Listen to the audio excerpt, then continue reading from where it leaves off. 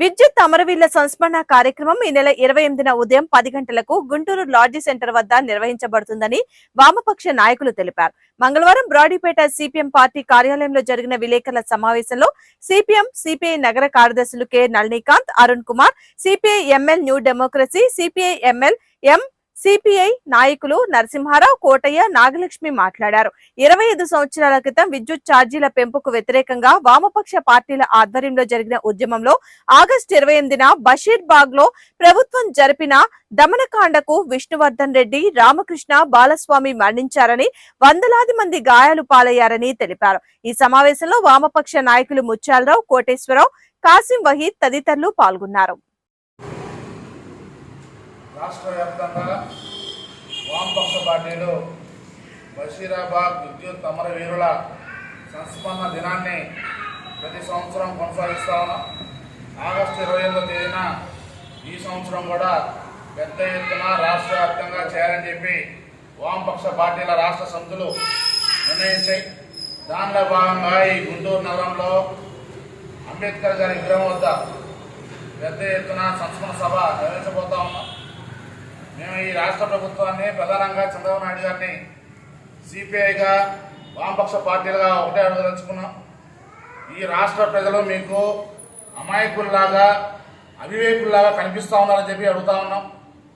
గతంలో మీరు ప్రతిపక్షంలో ఉన్నప్పుడు ఊరూరా తిరుగుతూ జగన్మోహన్ రెడ్డి కేంద్ర ప్రభుత్వానికి తలొగ్గి ఆదానితో ఉన్నటువంటి లాలూచిపడి ఆ యొక్క స్మార్ట్ మీటర్లని బలవంతంగా ఆంధ్ర రాష్ట్ర ప్రజలపైన రుద్దుతూ ఉన్నారు.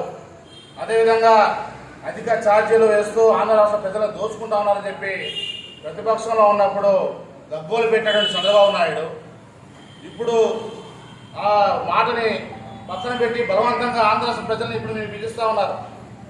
అధికారంలో ఉన్నప్పుడు ఒక మాట, ప్రతిపక్షంలో ఉన్నప్పుడు ఒక మాట, అది మీరు చెప్తా ఉంటే, మీరు అమలు చేసుకుంటూ పోతా ఉంటే. అమరవీరుల సంస్మరణ సభ జరుపుతూ ఉన్నాం. 2000 సంవత్సరంలో విద్యుత్ సంస్కరణకు వ్యతిరేకంగా, ప్రజలపై పడిన విద్యుత్ ఛార్జీల భారానికి వ్యతిరేకంగా వామపక్ష పార్టీల ఆధ్వర్యంలో పెద్ద ఎత్తున ఉద్యమం నడిచింది.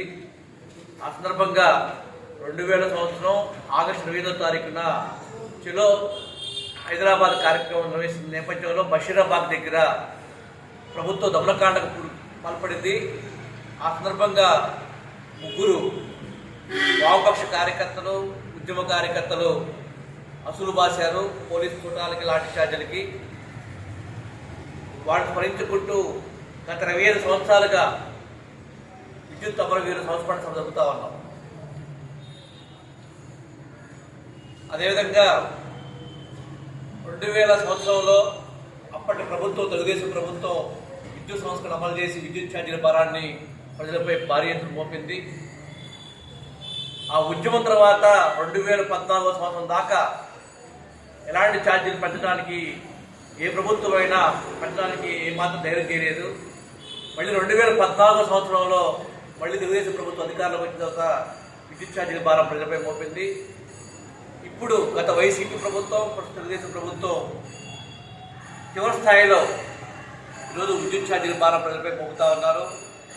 ట్రూ ఆఫ్ ఛార్జీల పేరుతో, ఇంధన సర్దుబాటు ఛార్జీల పేరుతో పెద్ద ఎత్తున ఛార్జీల భారం ప్రజలపై మోపుతా ఉన్నారు.